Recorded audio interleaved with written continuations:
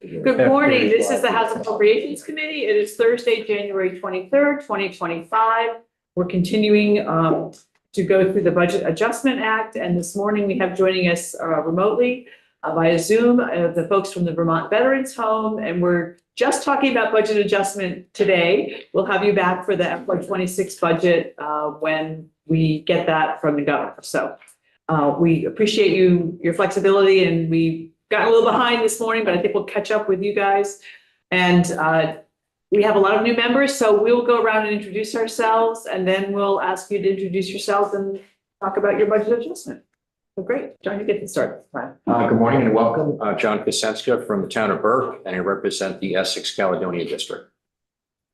Hi, Mike Nigro, Bennington and Pownell. Tom Stevens from Waterbury, representing the Washington District. Jim Harrison, I represent Chittenden, Hendon, Killington, and Pittsfield. Welcome. Robin Shy from Middlebury. Biff Lumley from Burlington. Trevor Squirrel, Underhill and Jericho. Wayne Rush, Berkshire, Franklin, Richford, Highgate. Good morning. Mike Borwicki from the Wyndham 4 District, Putney and Dummerston. Hi, Lynn Dickinson. I represent St. Albans Town, and I think we have a new member that wants to introduce himself. Dave, you can finish it up. Greetings, Dave Iacovoni from Morrisville, and I'm representative for the Lamoille, Washington District.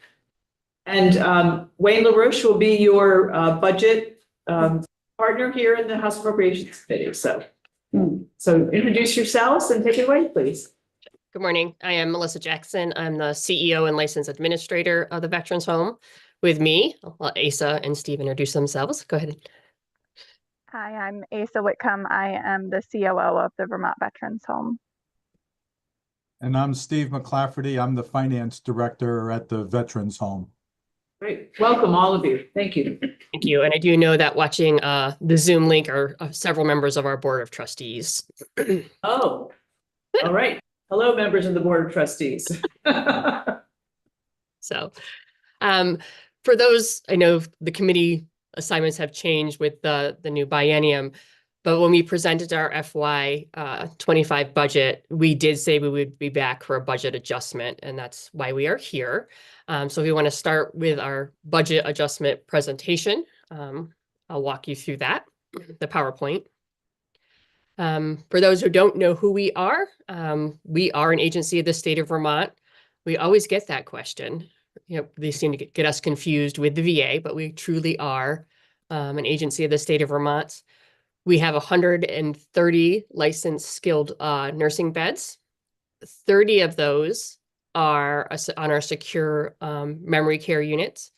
And we have 8 residential care beds, which are similar to assisted living, or what AHS would refer to as a residential care level 3. And we are budgeted for 195 state employees. So our employees are members of VSEA, are covered by the same contract and collective bargaining agreement.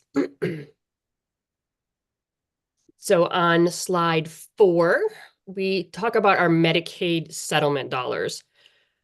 I do not know the specifics about how this waiver came into place, but AHS applied for a Medicaid waiver, which allows the Vermont Veterans Home to recoup our actual costs for our Medicaid patients. So what happens is we receive an interim rate of $475 per day. And then when they do our cost report, we receive a settlement that is 2 years behind. So for this budget adjustment, we are receiving a Medicaid settlement from 2023, fiscal year 2023, in the amount of $4,267,958 to bring us up to our actual true costs. Where am I going from here? So this is what our budget adjustment includes. On our next slide, we're doing a total general fund request of $6,903,331,000. A little over 2. Right. These are because of the 2 years behind, this is always where you end up trying to settle up at budget adjustment. And that starting in 26, we're going to be doing it a different way. That was the conversation we had last year, right? Yeah. Yeah. But Commissioner Griffin. So yes, hopefully that's where we'll be. Yes. Okay. We'll find out next week. So our total budget adjustment request is going to be $9.7 million. And on slide 6, it specifically breaks it down into the various areas of our budget where those figures are going. And these are to get us through the end of the fiscal year based on actual costs. So I want to bring your attention to the VA security grant and the American Wing money. There are capital funds monies available for that. These projects were paid out of our cash. So we're trying to recoup those back through capital funds. So we need to know where exactly where to put those. So that's why they were placed there. So that would go into the capital bill and the corrections and institutions. Oh, did we just get one? Well, they're behind you. Oh, sorry, our screen just, okay. It went black. One of the screens went black, so. So those could be bonded, is that what you're saying? So the security grant money has already been bonded. So we're just, in terms of how we obtain that money, in the past, all of our projects have gone right through BGS. This project was done differently. So we want to make sure that we have a way of accounting that we need to get that money from the bond for both the American Way project and the security grant project. So they've both already been bonded.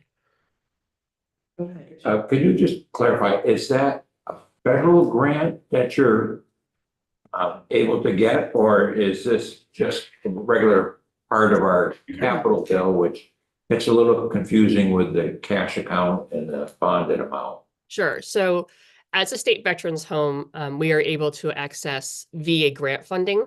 So for the security grant project, we received 65% of the project from the VA, and the state is recouping the 35%. Okay, And so the 35% needs to come out of our general fund then, because it's state money? it should come out of the capital fund money, but yes, it's state money. Okay, is this the 35% number? For the VA security grant project, yes. Thank you. What was the project? We installed a security system at our facility. We went to a RFID badge entry program. So all of our employees have a badge entry. All of our doors are on a breach notification. We had in excess of 40 doors that anyone could have accessed at any time without us knowing. We're working out the kinks, but we will have a lockdown button. We increased our parking lot lighting.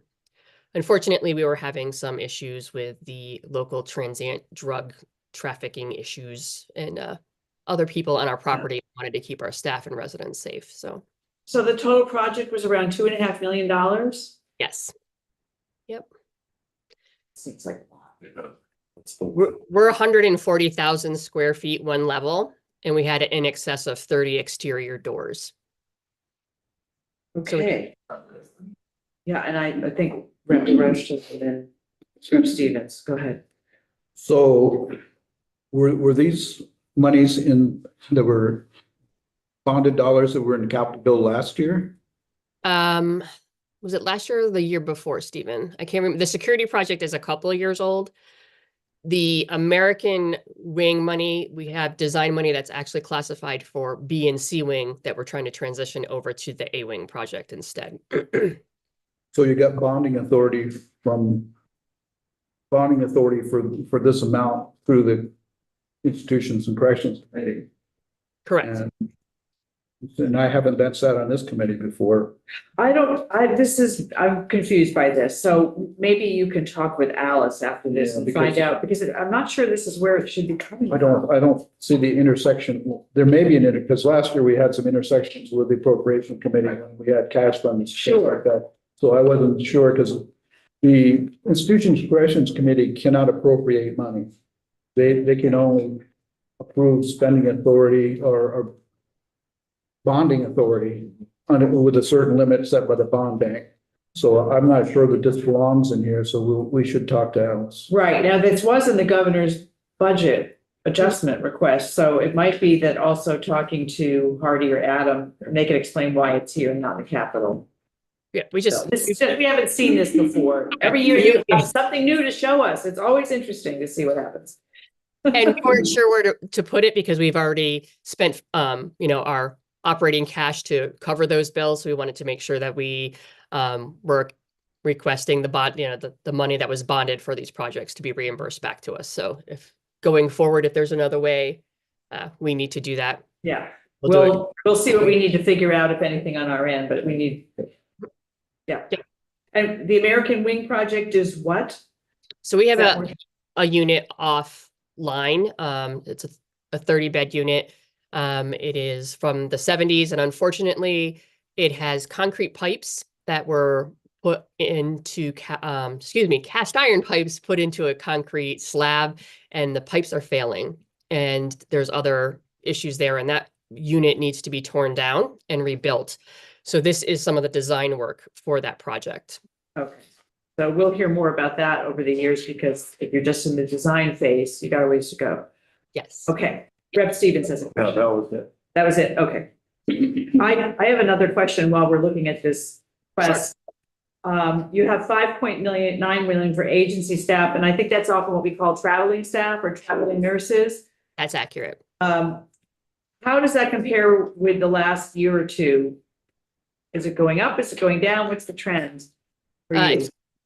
What was that? I saw Stephen, I missed it. I think I saw it going down. Is that what you're saying? It is. Go ahead, Steve McClafferty, it is going down. And I think it's because of the A wing being closed, and we're consolidating and don't have, the full 130 bed complement available. Yes, go ahead, Rip. Thanks for that clarification, Steve, but it leads me to the question of my experience in the past with this budgeting process for the home is beds at one point were reduced from a certain level down, and now if we're at 130 beds, but we're going to lose 30 beds, is that right, in this renovation and this rebuild? Nope, we'll get the 30 beds back. We'll be maintaining our 130 beds. They're just While the construction's going on?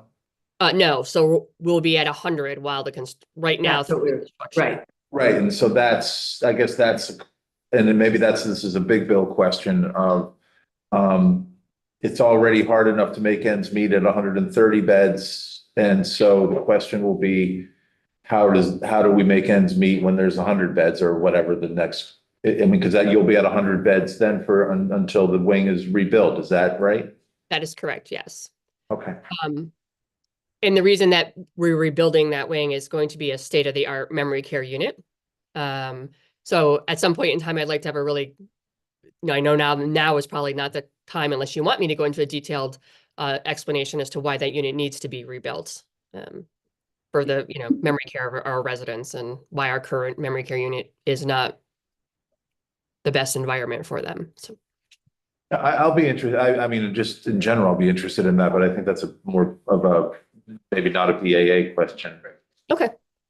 For me, anyway. Yeah. Okay.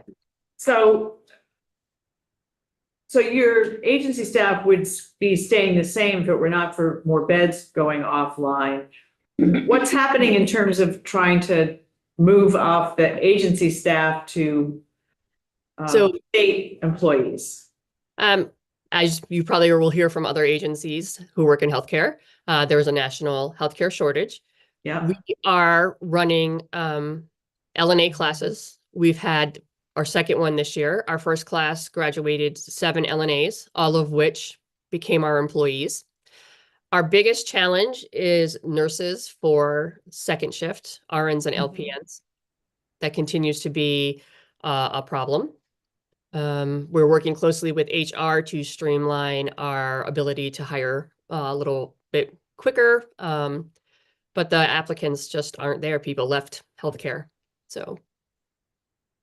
Do you expect your costs to be down during that period of construction when you're going to be down 30 beds? For example, will you have less need for traveling nurses during that time period? So those beds are already offline. We Okay. made that decision and we've closed that unit. We could have our building filled tomorrow, but we made the prudent decision not to fill the beds because our agency staff costs would have skyrocketed. I mean, they're already high to begin with, and I couldn't justify the continued expense. And also knowing that there were some, pretty significant life safety and physical plant issues over there. So it'll be probably around this amount. We're going to continue to actively hire our own staff as we can. I will say my director of nursing is on the state hiring page every day, checking for new applicants, interviewing as soon as a new applicant arrives. She's Johnny on the spot with that. So we're doing everything we possibly can. We're doing hire into ranges. So. Thanks. Mhm. Do you want to just mention some of these other things that are on here that you? Yep. So the $400,000, roughly $400,000 for our rehab services and the physician services, the $836,000, those are our actual costs. Most of the other stuff is food, your food purchase services or expected costs. Our HVAC units, we had several units decide that this was a good time to fail and they need to be replaced. So that was an unexpected cost, but we needed to have those done. So that was an unexpected cost, excuse me, for our budget adjustment. But basically everything else in here brings us up to what we anticipated our cost would be. And the $1,354,000 for volume, what is volume in personal services? What does that mean? Where is that one? That is our payer mix changes.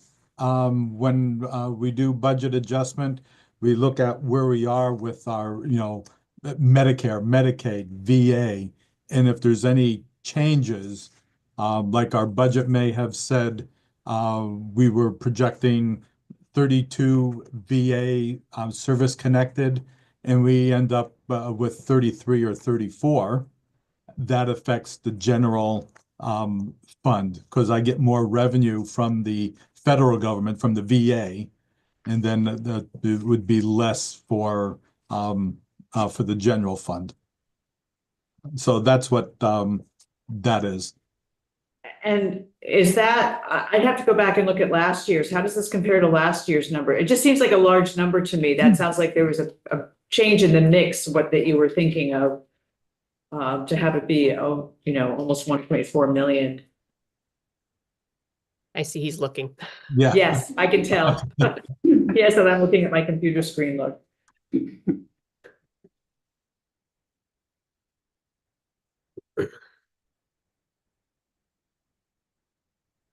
Well, I'm looking, continue on. We have another question, so I don't, Yeah. you want to ask your question? Yes. Sure.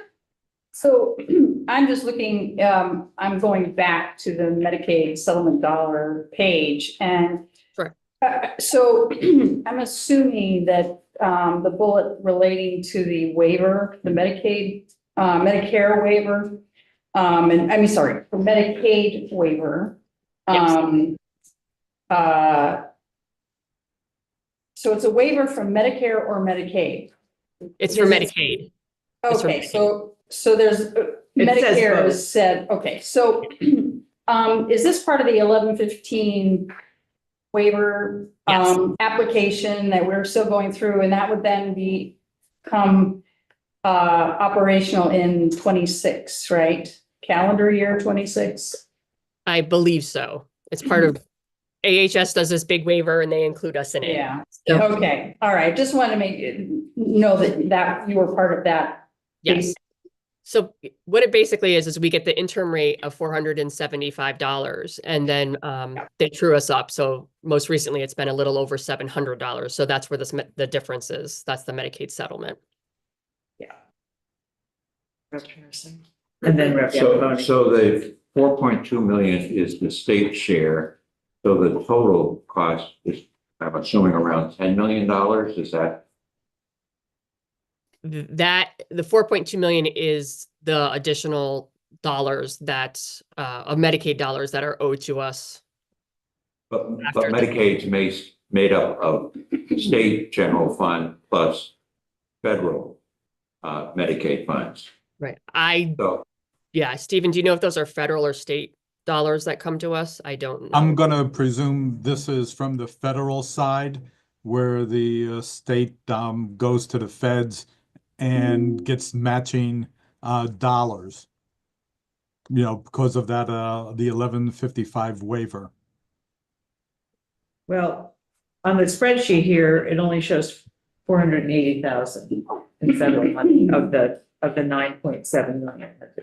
So where the actual dollars for our settlement comes from, we don't know. We're just, Medicaid says, here's your Medicaid settlement. So how that flows from the federal government to the state of Vermont, I'm not in the know, and I don't believe Stephen is in the know in terms of, we just were like told, here's your, here's your we get a note, a letter, an email, here's your Medicaid settlement. Go ahead. Okay, so I have Rep. Iacoboni and Rep. Dickinson. Yes, just a couple of questions. Out of your current census today, how many of your residents are from New York State? None. None. Any from out of state? Not on Medicaid, no. Okay. And the rest of your census, your Vermont census, if you will, are they from all over the state or predominantly Bennington? Predominantly Rutland and below. Southern part of the state. Yes. And your census today is? Unfortunately, I'm sick and I wasn't in the office today, so I'm going to defer that to Asa or Stephen. You're either on mute or I don't know what's happening. Our census today is 94, which is 86 on the nursing home side and 8 in our assisted living or our domiciliary. Most of those 94 are for the southern part of the state. Okay, thank you. That's all I have right now. Thanks, Rep. Iacoboni. Rep. Dickinson? Yeah, thank you. When you talk about Medicaid and the waiver and the special, well, my understanding from last year was that this 2-year lag is because the VA makes up some of that, or is that just regular federal, state mixing bowl expenses that you get reimbursed for? So the Medicaid settlement is truly Medicaid dollars. It has nothing to do with the VA. And so the VA has a separate thing that they give you for your correct, for your rates. Right. And But this is just the Medicaid people where you have say $20 from the state and $30 from the feds, but they make sure that you meet the cost. Correct. Yes. Okay. Thank you. Yes, the Medicaid pays us, the VA pays us on time the month after. So the rates are current. So there's not this 2-year lag like there is with the Medicaid. Okay, thank you. When you have questions, there's definitely things that you say, we don't know, we're sort of doing what they tell us or whatever. So I understand that. And I'm wondering, do you ask if you've got questions, do you talk to the central office at AHS or who do you ask questions of? So our primary communication when it comes to our budget is through finance and management. Okay. We haven't had a lot of conversation or input related to the waiver. We just ask, is this waiver still happening for budget planning? And we're told yes. Okay. Got it. So. Okay, so that's who your contact is, not really anybody at AHS, even though in our budget world, that's where you're under. Actually, you're not. You are actually. Well, we're kind of our own. Yes. On our own, but yeah, it's weird. Okay. Just leave it at that. Yeah. Okay. Stephen, did you get the answer to that question? Oh, great. Yes, coming back to the question of the payer mix changes in our 24 budget adjustment, it was 1,000,000, $283,856. So we're looking at approximately $107,000 more, Okay, plus or minus. so that's not an anomaly. It's kind of what you consistently have. Okay. Thank you. Did I see another hand up? Are there other questions? Wayne, did you have a question?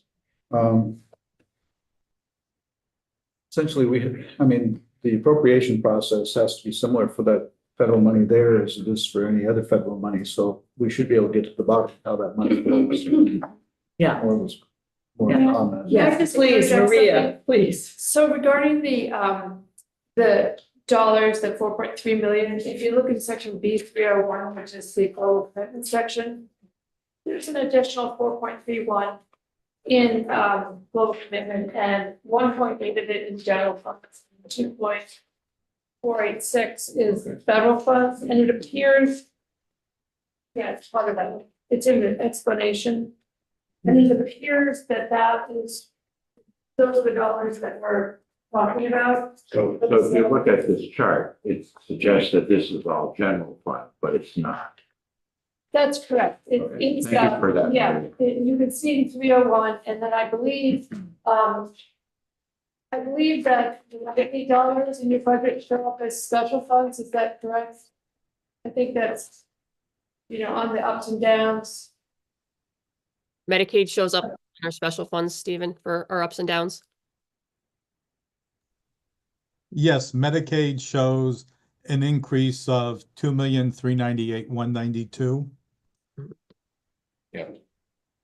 Yeah, so anyway, so I believe that the answer is that it all gets reconciled in section B 301, which is the global commitment section. And I will double check that. I'll see Stephanie Barrett this afternoon, and I will double check with her. Great, But that's what I think the answer is. thank you. Thanks, Maya. Okay. Any other questions for the parents? Yes, Rep. Jacoboni. Back on the case mix, is your Medicaid payment rate adjusted by the state of Vermont quarterly to reflect your case mix acuity? No, we've had the same interim rate probably for the last 4 or 5 years of $475.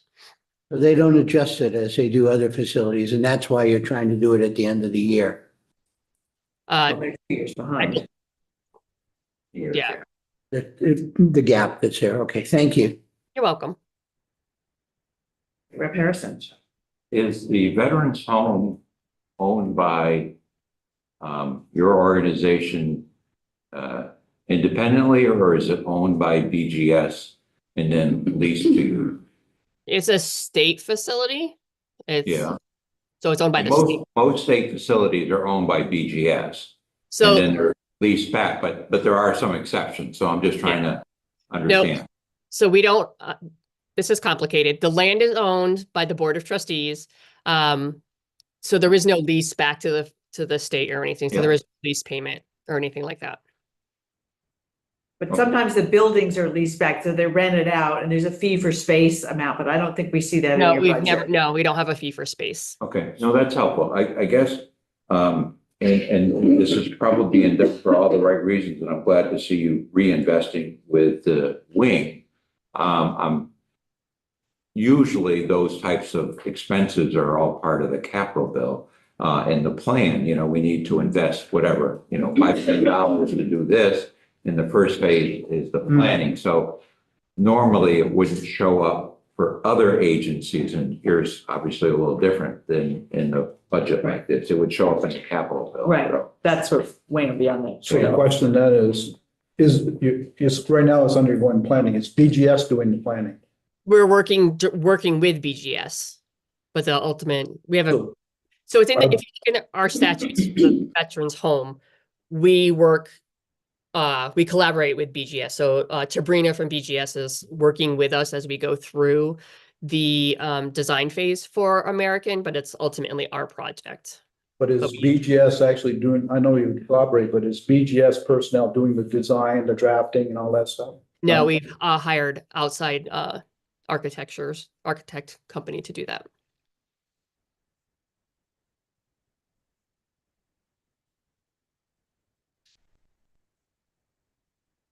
Any other questions for the Veterans Home?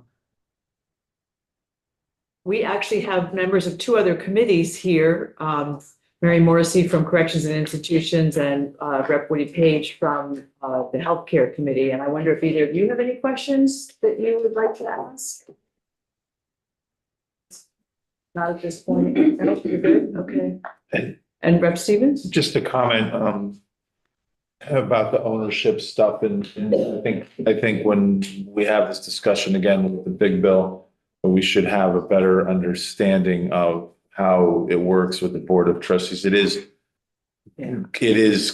complex. I'm not sure, and it can be complicated to understand, but I think it would be good for as many people as possible, considering how much turnover we've had, to understand the unique status of the Veterans Home. So we can't apply how BGS does business with them simply. And I know through past working with the Veterans Home in the past, it's not simple. And we should know better up here how it works down there. And that's without judgment on whether it should be any different, because it's been this way for It's a bit well of an over 100 anomaly. years. Yeah, yeah, exactly. Exactly. I do believe Ledge Council did a paper or an opinion on that. Believe I have that, so I can make sure we get that to you, but we'll definitely. That would be really helpful. That would be good. That'd be good to have. Thank you. Rep. Harrison? Melissa, I'm sure you've shared this when we do the fiscal year 26 budget, but I know by other measurements, you're expensive per bed per night, versus a regular nursing home. But I do want to applaud you, because whenever you've shared your quality measures, and it's something we're always asking ourselves now in terms of education, the Veterans Home does a very, very good job, and they've taken care of people that have served our country. So thank you. You're welcome. Thank you. Anyway, we've just received a national quality award, and we were one of two nursing homes in the state of Vermont to be recognized by U.S. News and World Report for both our long-term care and our short-term care, which you'll see in our budget brief. But I never miss an opportunity to say how awesome my staff is. Congratulations. Thank you. Congratulations. Excellent. Anything else for the Veterans Home right now? Okay, we have a little work to do on our end, and if there's questions, we'll ask Wayne, and Wayne will be in touch with you. So otherwise, thank you very much for your time, and we'll see you up here another time. Okay. Perhaps. Okay, take care. Thank Bye-bye. Thank So you. committee, right around this pile, I have the agenda. We have a public hearing at 1. So if you could get here maybe 10 up, so we can be sure we're all set up. Just a reminder that this is a listening experience for us. Take notes. We've also asked people to have written testimony if they're interested in doing that, and we will get that. Aaron will be making it available as it comes in. We'll have somebody else here from legislative staff to run a timer. People will have 2 minutes, so we'll get that all set up. But if we can all be in our seats a little bit 1, so we can get started, that would be a great thing. And then after that, this afternoon, we have the floor followed by ethics training. And I believe for this committee, that may be the last training that we have for this plan, at least this session. So we did a training a couple of days ago. That wasn't the ethics, that was. No, I kept calling it that and it wasn't right. That was DEI training. Ethics is today, and it will be the entire body, entire house on the chamber floor, and our staff will be doing that. So.